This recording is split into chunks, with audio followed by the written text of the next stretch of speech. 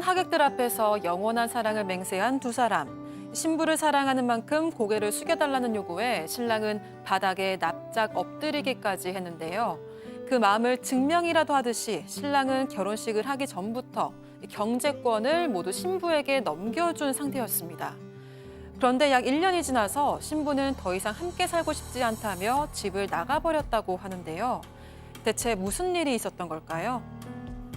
자, 정말 사랑했고 간이고 쓸개고 다 빼줬던 여성에게 배신을 당했다는 남성분의 제보인데, 자, 지금 이 상황에서 이렇게 과거를 반추해 보니 뭔가 이상한 점이 많았더라. 네, 그렇습니다. 제보자는 20대 후반의 남성이에요. 재작년에 11월쯤에 지인으로부터 한 여자를 소개받았습니다. 그런데 그 여자하고 이제 만난 지 2주 만에 여행을 같이 가게 됐어요. 근데 이때부터 이상했습니다. 2주밖에 안 됐는데 여성이 대뜸 넌 나랑 결혼을 전제로 만나고 있는 거야? 이렇게 물어보더니 에? 너의 사는 곳에서 우리가 같이 동거를 하자라고 적극적으로 제안을 했어요. 그러더니 웨딩 박람회에 가자, 웨딩 컨설팅에 가자, 결혼해야 된다, 무조건 내년에 결혼해야 된다 막 얘기해서 결혼식 날짜를 잡아버렸다고 합니다. 너무 적극적인 어떤 여성의 행보 때문에 이렇게 결혼을 이렇게 해치우게 된 거죠. 그리고 이제 제보자의 어머니께 인사를 하러 갔는데 인사를 하러 가서 본인의 얘기를 하는 거예요. 사실 저희 어머니와 아버지는 어릴 때 이혼을 하셔서 저는 할머니가 키우셨어요. 그래서 결혼식에 어머니와 아버지는 못 옵니다라고 얘기했어요. 이 제보자의 어머니께서는 그래도 할머니라도 오셔야 되지 않겠니? 라고 했는데 그러면 결국 엄마한테도 연락이 갈 거예요. 전 아무도 안 부르고 싶어요. 그랬어요. 그래서 결혼식을 치렀는데 다 남성의 하객이었고 여자 쪽의 지인은 딱 3명이었다고 합니다. 자, 일단 그 동거부터 결혼까지 여성의 주도하에 정말 일사천리로. 자, 그런데 여성이 꼭 놓지 않으려고 했던 게 또 있더라. 네, 경제권이었습니다. 사실 여성은 결혼 전부터 제보자에게 돈을 빌렸었는데요. 아버지가 자기 몰래 받은 대출금 빚을 소송했는데 패소를 내서 변호사 비용을 내야 한다. 빨리 내지 않으면 이자율이 너무 오른다. 이런 이유였습니다. 이때 제보자는 여성에게 1,700만 원을 빌려줬다고 하고요. 그리고 결혼식을 준비할 때부터 여성은 앞으로 월급은 내가 관리하고 30만 원씩 용돈을 주겠다고 했습니다. 경제권을 가져가겠다는 건데 제보자는 여성을 믿고 각종 은행 계좌 그리고 공인인증서가 설치된 휴대전화를 여성에게 줬습니다. 아이고. 본인은 새로운 휴대전화를 개통해서 썼다고 하고요. 결혼식을 치르기 전에도 여성은 좀 결혼식을 더 여유 있게 치르고 싶다면서 1,000만 원을 대출받으라고 강요를 했고 아이고. 결혼식 이후에는 축의금도 모두 본인이 가져갔습니다. 아이고. 하지만 결혼하고 나서는 이 부부관계를 피했다고 하고요. 혼인신고도 끝까지 거부했다고 합니다. 자, 친고 고작 하객 3명 부른 신부가 축의금을 모두 가져갔어요. 제보자도 물론이거니와 주변 사람들도 야, 그건 좀 아닌 것 같아. 그래서 싸우기도 했지만 너무 사랑한 나머지 그냥 꾹꾹 눌러서 그냥 넘어갔대요.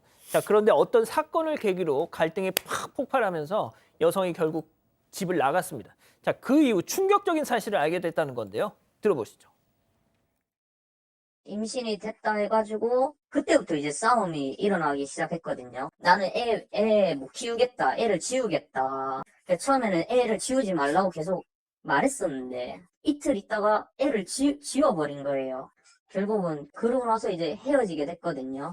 저녁에 이제 친구들이 와가지고 제 휴대폰이랑 이제 계좌를 한번 확인해보자 해가지고 확인을 했는데 모아둔 돈도 한 푼도 없고 한번 보니까 은행에서 그냥 자기가 대출을 다 땡겨서 쓴 것 같더라고요. 자, 정리해 드릴게요. 여성이 임신을 했는데 갑자기 난 낳기 싫어. 뗄 거야. 그 진짜 실제 중절 수술을 받겠다고 한 뒤에 집을 나갔답니다. 그렇죠. 그런데 여성이 관리했던 그 통장을 확인해 봤더니 통장이 텅장이 됐습니다. 놀랍습니다. 올해 6월 달에 인공수정 시술을 받았고요. 임신을 했습니다. 그 후에 임신 테스트기를 보여주긴 줬다고 합니다. 근데 그 후에 계속 다툼이 일어나고 중절 자기가 가겠다라고 메시지 보내고 실제로 중절을 한 다음에 가버렸다고 해요. 그래서 이틀 뒤 짐 싸서 나가버리니까 사실은 남자 입장에서는 임신 테스트기 외에는 뭔가 증거를 보지를 못했던 것 같습니다. 아휴. 그래서 아마 친구들이 얘기를 했겠죠. 야, 좀 이상하다. 임신 중절로, 임신 인공수술로 수정을 했으면 그걸 지우는 사람이 누가 있습니까? 그렇죠. 너무 이상하지 않냐 이렇게 얘기를 하면서 계좌 같은 걸 좀 확인해 보자라고 했는데 그래서 계좌를 확인해 보니까 현금 대출을 엄청 받아요. 500만 원씩 엄청 받아갔습니다. 그리고 월급 통장에서 가상 계좌로 계속 돈을 보냈고요. 이 결혼식 비용을 위해서 대출, 축의금, 월급 아이고. 빌려준 돈이 지금 엄청 지금 빼고 있죠. 아이고 두야. 약 아이고. 7,700만 원 정도를 가져갔다고 합니다. 아이고. 자, 저거를 지금 확인하고 나서 이 제보자도 바로 이 여성한테 전화를 걸었지만 받겠습니까? 차단당했대요. 자, 지푸라기라도 잡는 심정으로 여성에 대해서 도대체 얘는 뭐지 정체가? 여기저기 막 수소문을 했는데 빙산의 일각이었다는 걸 알게 됐다는 겁니다. 체크포인트 짚어보죠. 내가 네 번째라니 들어보시죠.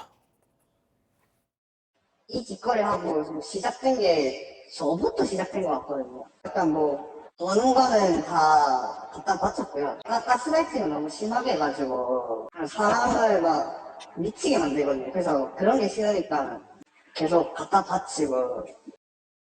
그 당시에 본인은 제가 원했는데 돈을 빌려주고 나니까 조금 애가 약간 뭐 대놓고 바람을 피더라고요. 대출해서 한 1,100만 원 정도 빌려줬어요.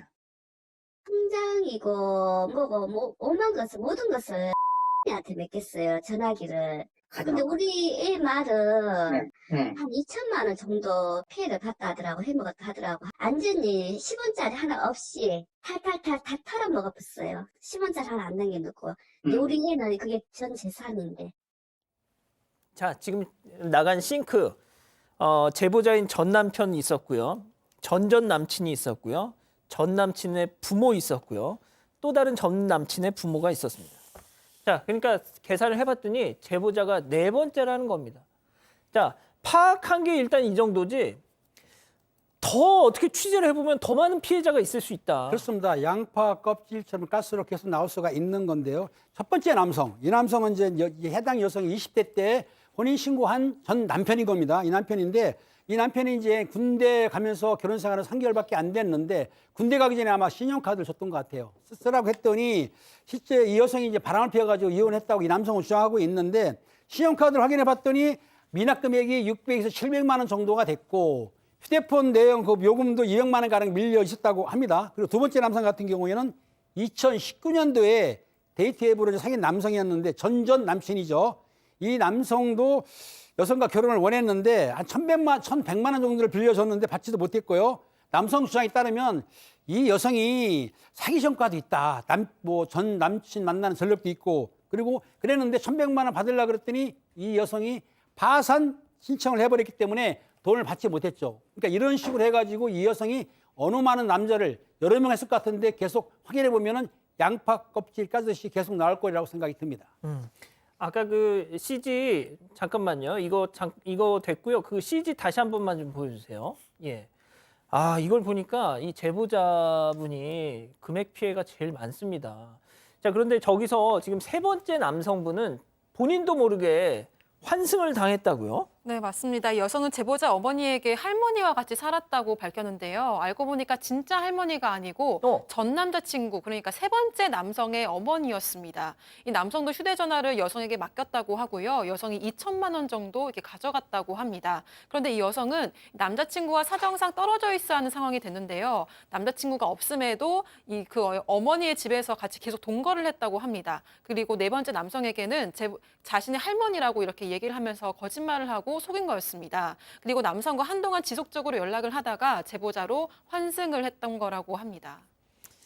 아, 지금 채팅창에서 우리 가족 여러분들이 이런 거야말로 신상을 공개해야 추가 피해를 막을 수 있는 거 아니냐 이렇게 말씀을 하시는데 아유, 저희도 정말 그러고 싶습니다만 자, 이미 결혼 혹은 결혼할 사이라는 걸 전제로 돈을 빌리거나 카드, 휴대전화를 달라고 하는데 돈을 가져가 패턴이 비슷해요. 아, 그럼 남성들은 왜 이렇게 줄줄이 휘둘릴 수밖에 없었던 걸까요? 들어보시죠. 맨날 그 손목 그은 거 카톡으로 보내가지고 사람을 이제 질리겠거든요. 진짜 뭐 이러면 죽겠다. 기댈 곳이 나밖에 없다고 계속 말하니까는 뭐 혼인신고를 하자는데 안 할 수가 없었어요. 죽을까봐. 성격도 희한하더라고. 또 하나 또 사기 당한 일을 또 하나 잡은 것 같더만은 여기저기 쉽게 말하면 저는 그 비슷한 스타일이더만 아이가. 얘가 가스라이팅이라 해야 하나? 어쨌든 제가 친구들을 못 만나겠어요, 얘가 저를. 그래서 결혼 생활 동안 거의 친구들을 못 만났거든요. 저희 집 앞에 찾아와도 못 만나고. 자, 이건 교수님이 좀 말씀을 해주셔야 되겠네요. 네, 이런 인간관계를 하는 분들이 왕왕 있죠. 뭐 이 여자 같은 경우에는 일부러 이제 사기를 치려고 마음도 먹은 것 같지만 4명이나 되기 때문에 사실 우리가 뭐 경계선적 인격장애다 뭐 등등 이런 인격장애가 있을 경우에 인간관계가 굉장히 불안정하고요. 감정의 기복이 굉장히 좀 불안정하게 왔다 갔다 합니다. 근데 이 여성 보면 인간관계가 뭐 죽겠다, 뭐 팔을 긋겠다, 협박했다가 나 세상에 의지할 곳 없다, 나 도와달라, 뭐 그 불쌍하게 여겼다가 또 언변이 너무너무 좋았다 그래요. 밝게 웃고 천연덕스럽고 그렇게 밝았다가 또 내 옆에 못 떠난다 이렇게 통제했다가 굉장히 인간관계를 편안하지 않게 조종하고 조정하는 거죠. 그러다 보면 이 남편들이나 이제 남자친구들은 불쌍해서 힘들어서 아니면 피하고 싶어서 가스라이팅 당해서 이런 어떤 여러 가지 명목으로 이 여성의 희생양이 된 것 같습니다. 박 변호사님, 네. 제일 충격인 거 네. 경찰이 이거 사기죄로 다스릴 수 좀 힘들 것 같다고 했대요. 이게 좀 문제예요. 지금 지인 전화번호 연락처 다 차단되는 상황, 연락할 방법이 없는데 그래서 사기죄로 고소를 했죠. 편취라고 봐야 되겠죠. 가장 문제가 경찰이 봤을 때 애매하다는 겁니다. 경제권도 다 줘버렸는데 사실혼 관계다. 왜냐하면 결혼식도 올렸어요. 실제로. 혼인신고는 안 했지만. 이 경우는 사기라고 하더라도 같이 살았다고 봐야 되기 때문에 애매하다고 볼 수 있는데 저는 조금 달리 봐야 된다고 봅니다. 예. 첫 번째가 아니에요. 아. 1, 2, 3, 4, 네 번째. 만약에 더 찾아보면 더 있을 수도 있습니다. 상습적으로 결혼을 목적으로 한 혼인, 사기 이렇게 볼 수 있는 거거든요. 사기 결혼인데 독특한 의미의 사기 결혼, 대출해서 받는 지금 게 제보자 변호인도 박 변호사님 예. 의견이랑 비슷하네요. 계속 반복해서 하고 있잖아요. 상습 사기가 될 수 있는 부분이 있기 때문에 그 부분은 경찰이 좀 적극적으로 좀 바라봐야 되지 않을까 생각을 해봅니다. 알겠습니다.